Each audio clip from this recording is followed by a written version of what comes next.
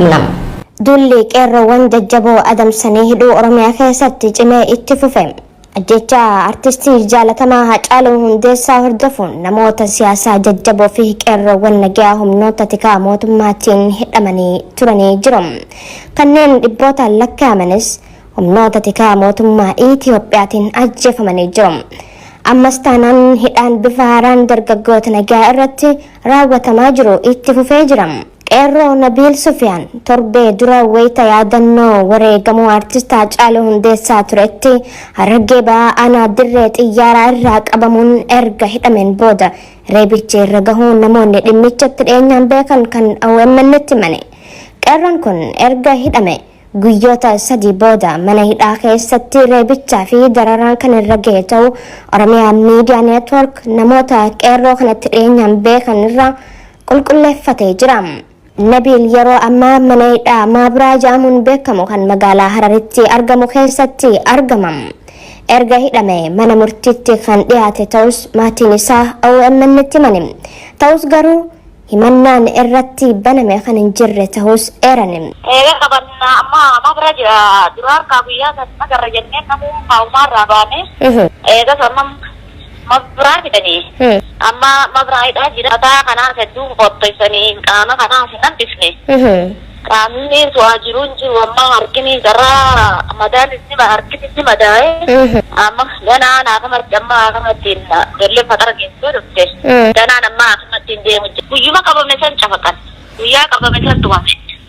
Jalqaba mana hidhaa kanatti hidhame. Qabame Assangee jamaani beekee dirreellee miti qaama bara dirree jaba malee. Assangee qeenaa xaabiyaa dura. Assangee qeenaa xaabiyaa dura qabame. Amma achi qabame eega qabame amma guyyaa kudha salaasa qabaneemi salaasaadhe. Bisiina ta'e salaasaa ta'e kan amma guyyaa kudha shanii yaada amma guyyaa kudha lama kana dabalee. Murtiin arganne jechaadha mana murtiitti hin dhiyaanne. Mana murtii guyyaa tokko dhiyeessanii guyyaa tokkicha dhiyeessan guyyaa 29 qaxaraniif. Oduma walqabateen qeerroo Lalisaa Hussein ji'oota muraasaan dura magaalaa Adaamaa irraa qabamuun kan hidhame yoo ta'u yeroo ammaa himanni shororkeessummaa irratti banamee jiraachuutu himame. Qeerroon kun badii tokko malee humnoota tikaa mootummaatiin magaalaa Adaamaa keessaa qabamuun gara iddoo dhaloota isaa magaalaa Giindiriitti geeffame. Achi booda mana hidhaa keessatti dararaan garaagaraa irra gahaa turu OMN odeeffatee jira. Lalisaa Hussein guyyaa kaleessaa mana murtiitti dhiyaachuun beellamni biroo torbee 2 boodatti kan qabameef ta'u namoonni itti dhiyeenyaan beekan himanii jiru.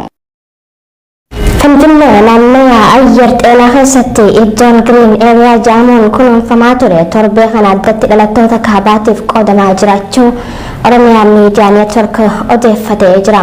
Keessumattuu torbee kana weerara lafaa addaatu gaggeeffamaa jira. Lafti namoota bakka biroo irraa dhufaniif qoodamaa jira jiru jiraattonni garasii dubbifne.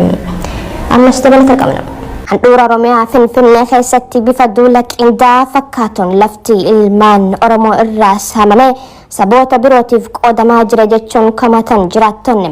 Finfinnee naannoo ayyar xeenaa keessatti iddoon Green Area jedhamuun kunuunfamaa ture torbee kana addatti dhalattoota kaabaatiif qoodamaa jiraachuu OMN odeeffatee jira. Saamichi lafaa shaggar kun caasaa mootummaatiin qindaa'ee waan hojjetamaa jirudha. Uummanni Oromoo tarkaanfii itti aanuuf of qopheessuu qabaa jee qeerroon magaalaa Finfinnee irraa dubbisne. Lafti naannoo ayyar xeenaa jiru kun kanaan dura mootummaan osoo filannoon hin ga'iin iddoo magariisa taasifne jechuun addatti kunuunsaa akka ture hime. Maatamichi dubbifamu maataman dubbifamnetti godhanii jiru. Chaappaan jedhaadha waan dubbifamaan jiru. Lafa garuu haaluma kanaan amma uummatuma dabuubii kan akkabee jira. Gizee mirchaa fi mirchaa durallee Green Area jedhanii ganda keessatti bensuun torbaan kanatti tattaaraniituma qabuu jiru san. Ijaarsa ajaa'ibaa qorqorroo bitanitti godhanii qabu. Uummatuma dabuubii kana malee immoo Oromoon illee keessan jirtu. Uummatuma dabuubii kana wal gurmeessanii naannawa ganda keessaatiin itti jiru warruma gara kaabaa kanaa dhufe waliini. Haa ta'u malee mootummaan erga filannoo itti fakkeessaa gaggeessan booda gocha kana raawwachuun isaa lafa Oromoo dabarsee laachuu akkasuma ammoo Oromoo qeessaa irraa shiraan buqqaasuuf waan karoorfate irratti hojjetaa turedha jedha qeerroon kun. Keessumattuu torbee kana weerara lafaa adda ta'etu gaggeeffamaa jira. Lafti namoota bakka biroo irraa dhufaniif qoodamaa jira. Dhalataan Oromoo warra lafti qodamaa fi jiru keessa tasuma hin seensifamu kan jiru jiraataan Ayyer Xeenaarraa dubbifne kun adeemsi kun ergaa addaa of keessaa qaba jechuunis dubbatama.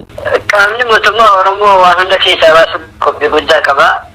Kana yeroo dheeraa waan itti karoorsanii deemaniif jedhanii amantaa fi kuma booda deebiifna kan jedhamu sun dubbii sagalaadha. Hojjetu jiru hojiin beeksisu jiru gammadii miidhaalletu immoo gaafanne jira yeroo irra hedduutti deddeebinee lafti taa'u kun maaliif taa'aa jennee obbuu gaafa jireenyaa fi anuun jedhu takka lafa baankii hin qabinu. Xumura irratti uummanni Oromoo saamicha lafa isaa irratti itti fufiinsaan raawwatamaa jiru kana adda durummaan dura dhaabbachuu akka qabus dhaamee jira.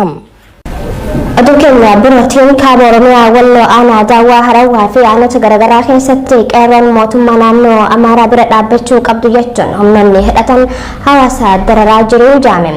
Lola mootummaa naannoo Amaaraa fi kan naannoo Tigraay jidduutti adeemsifamaa jiru irratti hirmaatuu qabdan akkasuma deeggarsa maallaqaa taasisuu qabdan jechuun guyyaa 3 dura dabballoonni mootummaa gandoota keessa deemuun hawaasa doorsisaa turuu maddeen keenya himanii jiru. Hawaasni aanichaa immoo sagalee tokko ta'uun murna umrii aangoo isaa dheereffachuuf jecha nutti fayyadamuu barbaadu kana tasuma bira dhaabbachuu hin qabnu jechuun yaamicha taasifameef harkatti didani. Lola Oromoota Walloo irratti baname kaayyoon isaa sabboonummaa uummata Oromoo balleessuu akkasuma aadaa fi eenyummaa saba kanaa balleessuuf mootummaan federaalaas ta'e kan naannoo Amaaraa waliin ta'uun irratti hojjetaa turan sababii ta'eef cinaa dhaabbachuu hin qabnu jechuun dhaamanii jiru. Qonnaan bultoonni adda duree jaamuun godinaalee Oromiyaa garaagaraa irraa filatamanii mootummaan kombaayinara akka bitatan taasise. Kombaayinarri mootummaa adda durummaarraa gara hiyyummaatti nu deebisee jechuun komatani. Kombaayinarri mootummaan dhiyeesseef kun qulqullina kan hin qabne ittiin hojjetanii buufachuun hafe yeroo ammaa qabeenya isaanii kan qisaaseesse ta'uu turtii BBC Afaan Oromoo waliin taasisaniin ibsanii jiru. Muhammad Fantaallee waan qindeeffate qabama. Qonnaan bultootni adda duree jedhamuun godinaalee Oromiyaa garaagaraa irraa filataman kanaan dura karoora dabballoota naannoo Oromiyaatiin kombaayineroota yookaan maashina midhaan sassaabuuf oolan 80 akka bitatan taasifamee ture. Kombaayineroota kanneen biyya alaatii galchuun qonnaan bultoota kanaaf kan raabse ammoo dhaabbata mootummaa waliin hidhata qabuu fi magaalaa Shashamanneetti argamu dhaabbata dhiheessii meeshaalee qonnaa Keenyaa jedhamudha. Qonnaan bultoonni kunniin yeroo kombaayineroota kanneen akka bitataniif dirqisiifamanii bittaa kana raawwatanitti mataan gatii kombaayinara tokkoo keessaa harka 30 jechuunis birri miiliyoona 1,400,000 harkatti kaffalanii gatii kombaayinara hafee harka 70 ammoo liqii baankii akka fudhatan taasifamee ture. Haa ta'u malee jedhu qonnaan bultoonni kunniin kombaayinarri mootummaan hojii isiniif salphisan rakkoo keessan furee madda galii dabalataa isiniif ta'a jechuun nu beeksisiise. Rakkoo keenya furuun hafeem kasaaraa cimaa keessa nu buusuun adda durummaarraa gara hiyyummaatti nu deebise jechuun komatu. Obbo Guutaa Tsaggaayee qonnaan bulaa godina Arsii Aanaa Leemmuu fi Bilbilorraa kombaayinara kana akka bitatan taasifaman keessaati. Gara investimentiitti ceetanii jirtu proposala qopheeffadhaa nuun jedhani. Nutis proposala qopheeffannee galchine kombaayinara nuti gaafannee fi kan mootummaan nuuf dhiheesse tokko miti jedhan yaada BBC Afaan Oromootiif kennaniin. Maashinni birri miiliyoona 1,400,000 kaffaltii duraan kaffalanii kaffaltii hafe harka 70 idaa baankii mallatteessuun fudhatanii galan kun akkuma fudhadheen tajaajilaan alatee jedhuun kombaayinarichi osuma haaraa fudhatanii galanii warra karaatti jalaa silkateetu jira. Qaamni isaa homaa jabina hin qabu. Akkanumatti mirra harcee kukkufam. Maasaa keessatti midhaan gadi naqam. Haftee midhaanis ni qisaasan. Maasaa seennan isuma goroggoraa ooludha jechuun rakkoo mudate dubbatu Obbo Guutaan.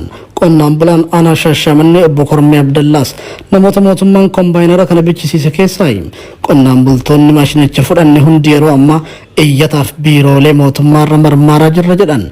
Kombaayinaroonni karaa mootummaatiin qonnaan bultootaaf dhihaatan hunduu sababa silkataniif yeroo ammaa tajaajila kan kennu akka hin jirre dubbatu. Qonnaan bultoonni kombaayinaroota kanneen dirqiin akka bitatan taasifaman kunneen yeroo ammaa waan qaban dhadhaatanii liqaa baankii kaffaluuf rakkoo jabaa keessa seenanii jiraachuus ibsanii jiru. Hoogganaan itti aanaa biiroo qonnaa Oromiyaa fi miseensi boordii dhaabbata dhiyeessii meeshaalee qonnaa Keenya obbo Geetuu Gammachuu rakkoon qonnaan bultoonni himatan dhugaa ta'uu hin waakkanne.